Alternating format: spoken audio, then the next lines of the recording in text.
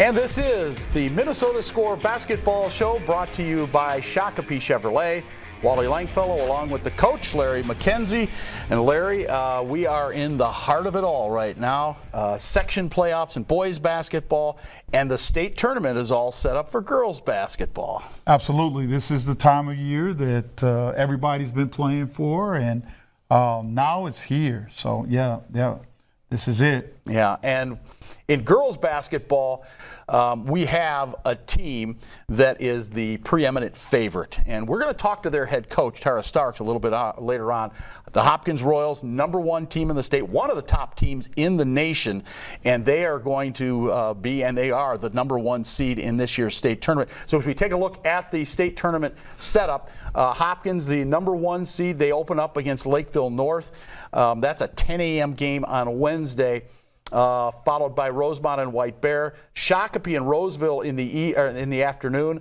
Shakopee #2, and then that #3 seed, St. Michael Albertville playing Centennial. Any thoughts on as you look at this tournament, real quick? Well, Wally, I mean, you've already said, and we'll talk to Tara later on, but a lot would have to go wrong, right, for Hopkins not to win. But it's happened, right? I mean, the last time they were in the state tournament, winning streak was broke, yep. and I think if there's anybody that might be able to play with them, I think the Shakopee team. But I just think a lot would have to go wrong in order for the Hopkins Royals not to walk away with the state championship. Yeah, and particularly after we saw what they did to Wayzata in the section championship game. I mean, they just they ended up destroying them. So anyway, all right, boys basketball. Section playoffs are here now. It's section finals in Class 4A, which is primarily the Twin Cities teams. And except for 2 of the sections, we've got the championship games all lined up in sections. So as we go through them all, Section 1, we'll start with Farmington and Owatonna. I know you had thought, and I wasn't necessarily disagreeing with you, you had thought that this would be a section that Lakeville North would still come out from. But Farmington is a team that I think that teams do not know a lot about. You can ask Eden Prairie about that, because Farmington destroyed Eden Prairie during a regular season game this year. They play Owatonna. And I think they're the #1 seed, so Wally, I would probably have to, not having seen either team play at all, I mean, I'll probably have to go with folks that voted in terms of the seeding. And Farmington, I mean, I know they have one outstanding player, and, you know, if they have the other pieces around them, I mean, I guess Owatonna would have to do a lot of things right in order to beat them. Yeah, and they've got a 6'6" point guard that folks are going to have to have to deal with. And who wouldn't want a 6'6" point guard? Right? I know you'd like to have one of those every year. Absolutely. Or this year. Wonder where you found them at. Well, they grow them big in Farmington. Section 2 is Eden Prairie at Shakopee. We're going to talk to Eden Prairie head coach David Flom coming up, and he has had such a great run at Eden Prairie. And I don't think that David thought that they'd be here this year because they had such a tough section. Minnetonka was so good. Yeah. Shakopee so good. Edina so good. But here they are again. Eden Prairie's in that section championship. Well, I think the thing this time of year, Wally, is you just need to, you know, hit that one thing and just be playing the right way, as coaches like to say. Right. And obviously, Coach, with his experience and with that program, and some of those kids haven't been around, other kids who've won and been there before, I mean, they're just playing their best basketball at this time. But I'm going to have to say, I mean, haven't seen a lot of Shakopee except for the highlights. But this is not what – I mean, this is a good basketball team, right? And so kids play well together. They can shoot the ball.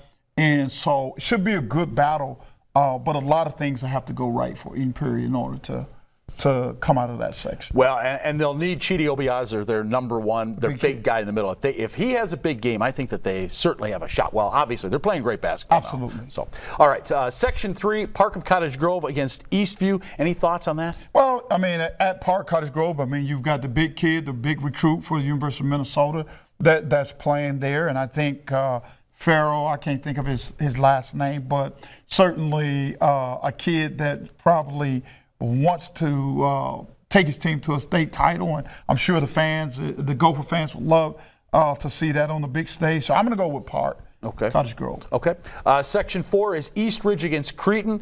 We get a chance maybe to see Trey Holloman in a state tournament again. We saw him last year, got all the way to the state championship. Do they beat East Ridge? Well, I can tell you this. I mean, I was blessed to coach Trey for a couple years. Big game is Trey Holloman's time. And so I'd be very surprised. I mean, and I played East Ridge, and I mean, they got a very good team. But when Trey is on a mission, and I think he's on a mission to win the state titles. I mean, and it's just hard to stop. And the thing about him, he just makes so much. He makes the other kids around him so much better.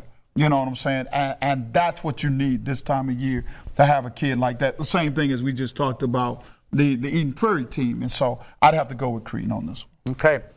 Section 5, they are still in semifinals for Section 5. Mounds View is playing at Park Center. Spring Lake Park is playing at Osseo. Obviously, we had James Ware on last week. I think, and I saw his Park Center team. It's not that they're invincible, but they're awfully good. Well, they're good, and the thing in this particular section is you've got two rivals left, right? So we expect for Park Center to get through, and I also expect for Osseo to win and for that to be the section finals. And again, when you have those kind of games with so much on the line, throw out the records, throw out all of that other stuff. And both teams are coached by very, very, great coaches. And so that one, I'd have to flip a coin. We'll come back to it next week. All right, we'll come back to it. Section 6, Minneapolis South at Wayzata. As much of a nice run as this is for South, Wayzata's defending state champs. I don't see them losing this one. I think South has played well, and of course, Minneapolis City Conference team. And so I just want to say hats off to Joe Heiser and his kids for what they've done. But, we play Wayzata, and I mean, they do everything well. I mean, they got big guys. They can take you away. Big guys that can take you out and knock down threes and do all of those kind of things. And they're the defending champ. So I always say, until somebody beat them, they're the champs. They're the champs. Yeah, you got that right. Section 7, Duluth East at Andover, Forest Lake at Coon Rapids. It'll come down to probably Andover and Coon Rapids. But again, neither of these teams have moved into the top 10 at this year. I guess it's a wait and see with those. Yeah, and Duluth East, you got the young Joe McDonald up there that coaches that team. We scrimmaged them. They were young during the course of the season. I've seen a lot of growth. And I know we got to get to the finals on this one, but I think this will come down to Duluth East and Coon Rapids, and we'll go from there. Okay. And then Section 8, big upsets in the early section play, so it'll be Brainerd and Moorhead. Honestly, I don't know anything about either one of these teams. I suspect that one of these teams is going to be they're going to be a pigeon for whoever they play in the state Wally, I'll say this. We played Moorhead. We're a Class AA team. We put them in running time. Okay. Enough said, Coach. Enough said. All right, we got some great guests coming up. As we mentioned, David Flom, head coach of the Eden Prairie Eagles. And then we'll hear from Tara Starks a little bit later on. She is the head coach of the #1 ranked girls team from Hopkins. That and more coming up next. You are watching the Minnesota Score Basketball Show. Stay with us. Hi, I'm Larry McKenzie, head coach of Minneapolis North boys basketball. And when you're building a championship program, there are many components and many levels to that. One of the most important things is trust. And so when I think about cars, when I think about my grandbabies driving around, when I think about family, friends, or my former players, I go to this guy, David Jones, Shakopee Chevrolet. This is the man that I trust. Hi, I'm David Jones, Special Finance Manager here at Shakopee Chevrolet. Go online right now and get your guaranteed credit approval at www.shakopeechevrolet.com/David Jones.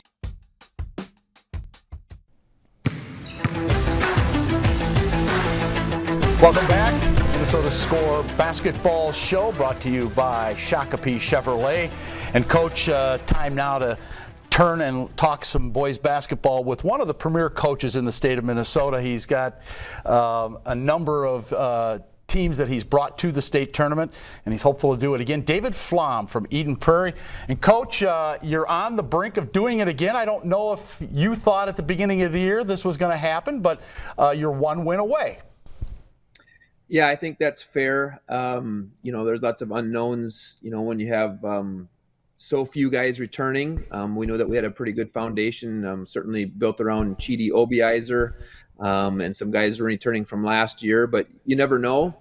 And there's been, lots of ups and downs. I would say this is my 16th year here, and this team, when we're good, we're actually really good, like legit top 5 team in state.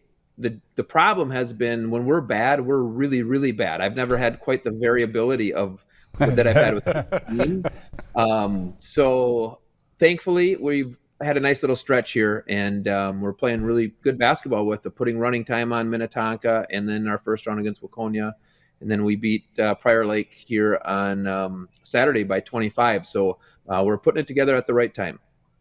Coach, obviously, you know, Wally said you've been one of the premier coaches in the state of Minnesota.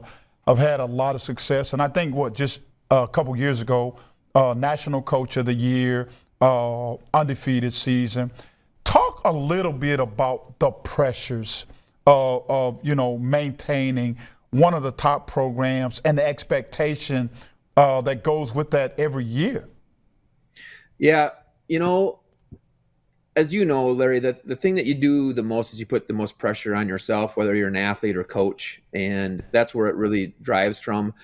Thankfully, I'm in a spot where I don't feel like there's a lot of, well, you better do this or that. And I think a lot of that is just the foundational piece of why we coach, and, especially at the high school level. And, I think it is our job to, other than being a dad, I think coaching is the most influential thing that we get to do. And if you just do that and coach up the kids, you get that perspective, and there's not really that pressure that goes with it from an external standpoint.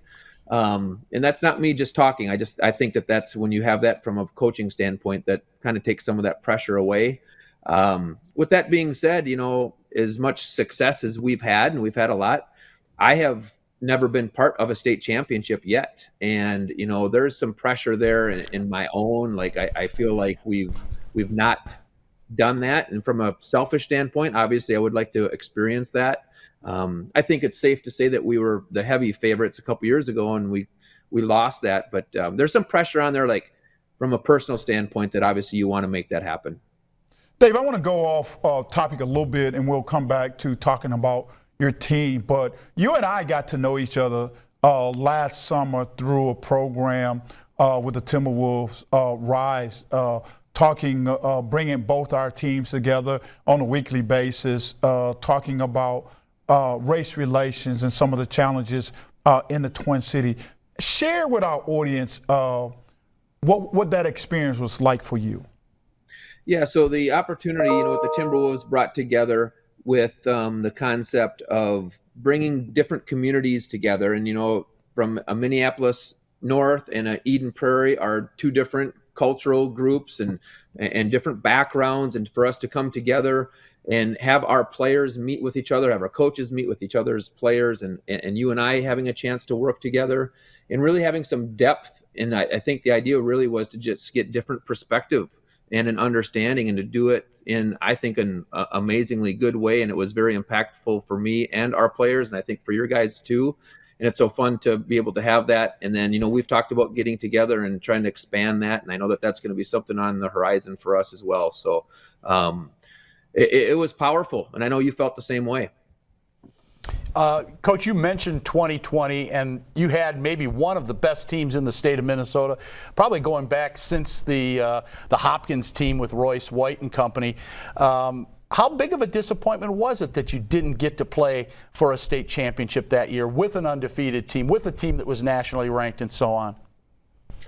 The reality is, when we got asked all those questions in the pandemic, we answered the questions, I think, really well, that, we can't control it. Those things, we got to have the experiences, which we did, getting ranked in the top 10 in the country, all those different things. But it comes up almost all the time. People ask me all the time, and it hurts, and it hurts from a selfish standpoint that we didn't get that and say that we were state champions. With that being said, I know that it's all about the experiences, and we had those experiences, and it's the journey. But unfortunately for me and our players, we didn't get to have that final piece. those final 4 games, section final, and then the 3 more in the state, just from a memory standpoint that we didn't get to experience, it really it hurts, and wish we could go back in time, or wish the timing of it was different. So there is disappointment, not going to lie about it. Yeah. Coach, tell us a little bit. You're coming up on a big game that you've got to play in order to have the experience that you're talking about. Tell us a little bit about the opponent and what are the things that your team have to do in order to be successful, and what are some of the things that they cannot do in order for you to get to Williams Arena? Yeah, so Shakopee, they're clearly a top 3 team in the state. They're ranked 1, 2, or 3, depending on which polls. Frankly, they remind me a little bit of our 2020 team, not quite to that level, but in terms of how they play so well together. And I think that was a separating piece for our team in that 2020. They've got a lot of experienced players coming back, right? They've got 4 of their starters have been playing since their sophomore year. They play really well together. They don't make mistakes. They can beat you in multiple ways. From the 3-point line, they've got some good inside presence. They play hard. As you know, Larry, so much of, I think, at any level is energy and focus, and they play hard every game. And obviously that's going to be the case in a section final. They beat us badly in early January.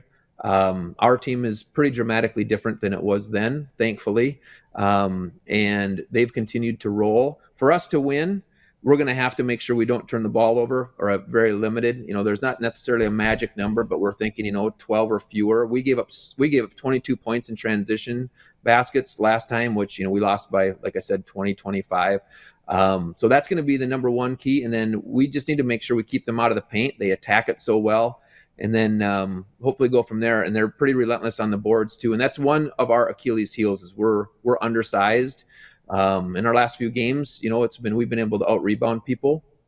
And if we can take care of the basketball and rebound, keeping them out of the paint, we feel like we'll perform pretty well.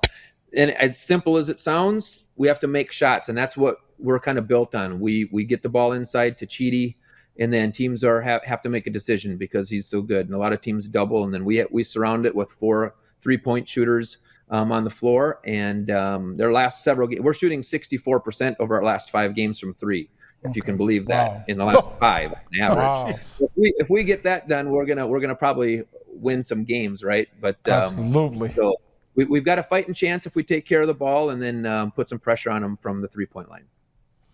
Well, Coach, appreciate you spending some time with us. I'll see you Friday night as I do the game on the radio, and good luck against Shakopee. Appreciate it, guys. All right. Good luck, Coach. He is David Flom. He is the boys' head basketball coach of the Eden Prairie Eagles. They are playing in the Section 2 championship game on Friday night. We'll continue along here on the Minnesota Score TV basketball show after this. Why pay more for garbage than you have to? Suburban Waste Services gives residents in Eden Prairie, Edina, and Minnetonka a better choice for garbage collection. Suburban Waste Services is a local, family-owned company that will bring you great service at a lower rate. After all, the last thing you want to pay too much for is your garbage. Sign up today with Suburban Waste Services and you'll get 2 months of free service. In Eden Prairie, Edina, and Minnetonka, call 952-937-8900 for Suburban Waste Services, or visit them online at suburbanwastemn.com. Hi, I'm Larry McKenzie, head coach of Minneapolis North boys basketball. And when you're building a championship program, there are many components and many levels to that. One of the most important things is trust. And so when I think about cars, when I think about my grandbabies driving around, when I think about family, friends, or my former players, I go to this guy, David Jones, Shakopee Chevrolet. This is the man that I trust. Hi, I'm David Jones, Special Finance Manager here at Shakopee Chevrolet. Go online right now and get your guaranteed credit approval at www.shakopeechevrolet.com/David Jones.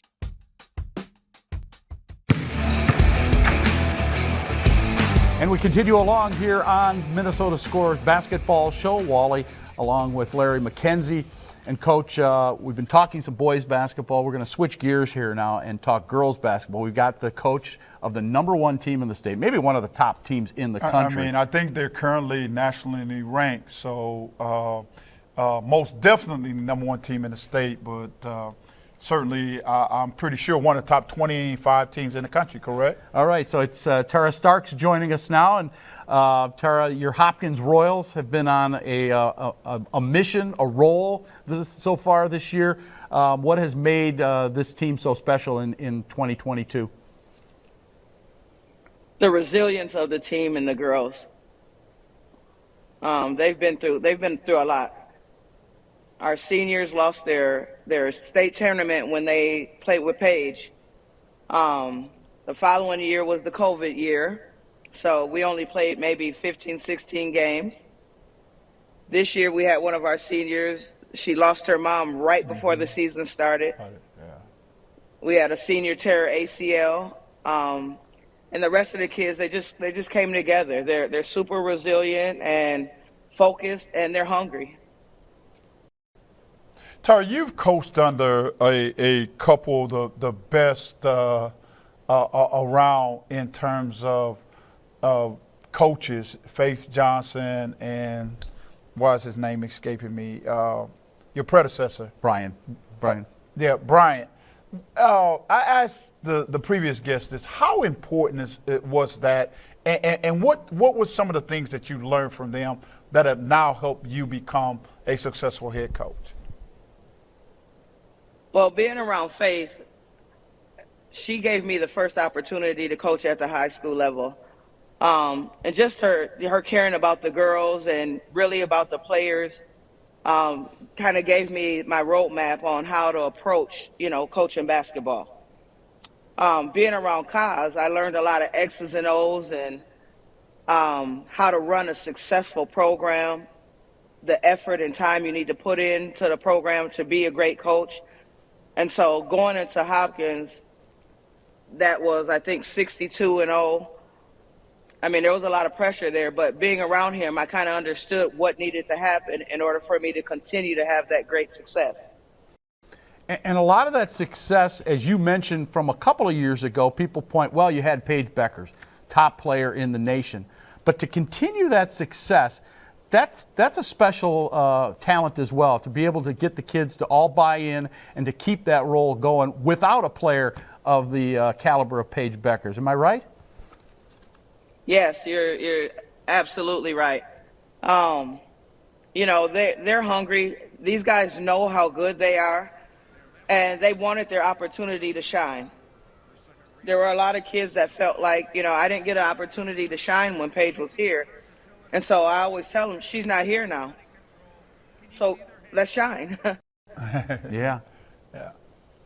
Tara, so one of the things I hear people talk about all the time is that it's easier to win when you have talent, and they coaches don't really have to coach when you got the type of talent that you and I have been blessed to coach. Talk to me about that, because I think from a coaching perspective that it's harder to coach when you have an abundance of talent versus not having any talent at all or very little talent. Give me your opinion on that.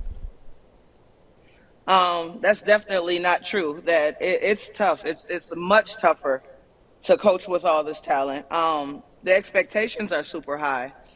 I've got 5 Power 5 kids that start for me.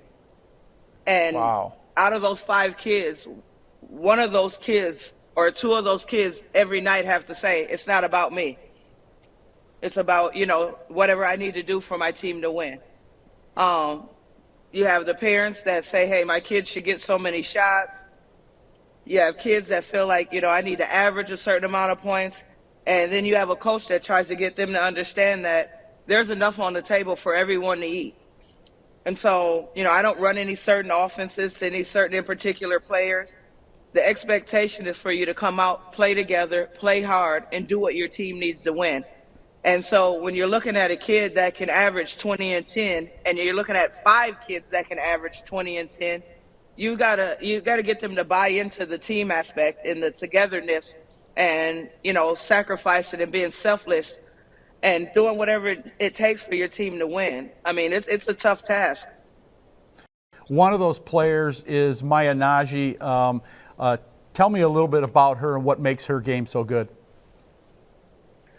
She's a 6'4" kid with a unique skill set. She can shoot the ball well. She can run the floor. She can post up. She can face up. She's got a mid-range game. She handles the ball well, but she's super smart. She understands. She gets it.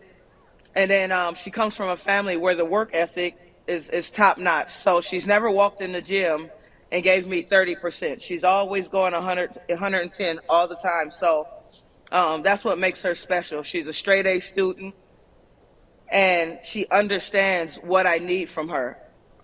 And she's a leader. So when we lost last year, she was the first one to call and say, "Coach, it's on me. I got to do better, and I'll make sure that moving forward that this won't happen again." So she has a clear understanding of what it takes to be a champion. Well, Tara, thanks you for taking some time out of your biggest schedule today to join the Minnesota Score Basketball Show. We appreciate your time today, and good luck on bringing that trophy home. Thank you. I appreciate you guys. All right. She is Tara Starks, the girls head basketball coach of the Hopkins Royals, and they are once again on a roll as they try to get yet another state championship and bring it back to Hopkins. Larry and I will be back with more here on the Basketball Show right after this timeout. Stay with us. Hi, I'm Larry McKenzie, head coach of Minneapolis North boys basketball. And when you're building a championship program, there are many components and many levels to that. One of the most important things is trust. And so when I think about cars, when I think about my grandbabies driving around, when I think about family, friends, or my former players, I go to this guy, David Jones, Shakopee Chevrolet. This is the man that I trust. Hi, I'm David Jones, Special Finance Manager here at Shakopee Chevrolet. Go online right now and get your guaranteed credit approval at www.shakopeechevrolet.com/David Jones.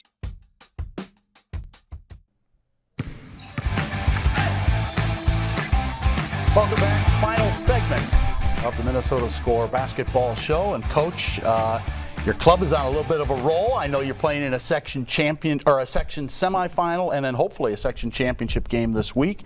But before we get to that, I got a stack of letters and emails, complaints about your squad. I could only imagine. 143-4. Yes. No, but this isn't ratio. This was the final score of your game in the first round of section playoffs, and we just emails and letters and calls. I mean, we just been inundated here at Minnesota Score. Well, Wally, you know, I keep saying it's a game that never should have been played. I know, Coach. You know, under the, this team only played 5 games the whole season. And so there's got to be a better way. And, and nobody benefited from this game at all. And the thing that I would say is anybody knows that this time of year, it's one and done. In March Madness, people love it because there's upsets and all of those kind of things. And I'm always going to tell my kids I want them to play one way, and that's play hard. And it's not about who is the opponent. We want to come out. We want to play what I consider polo basketball. And that's what we're going to do. I saw you had a photo up on I think it might have been on Facebook, and you had a shot of the scoreboard at halftime, and it was 98-2 at half. Correct. And somebody made a comment, and I just died laughing when I read it, because it showed all the individual scoring for each player, and number 13 had their only basket. And somebody underneath on one of the comments said, "It looks like number 13 had the hot hand." I mean, and I don't want to laugh too much because it's not a funny situation. No, but no, without and at halftime I went to the coach and I'm like, "This is over, right? We don't want to continue this." He said, "I'm going to go in the back and talk to my kids and we'll let you know." And they came back out to play. So. And he said that they were having fun and they wanted to continue. That's what he said. And that's, I give him credit for standing out there and enduring that, but like you said, there's got to be a better way. Got to be a better way.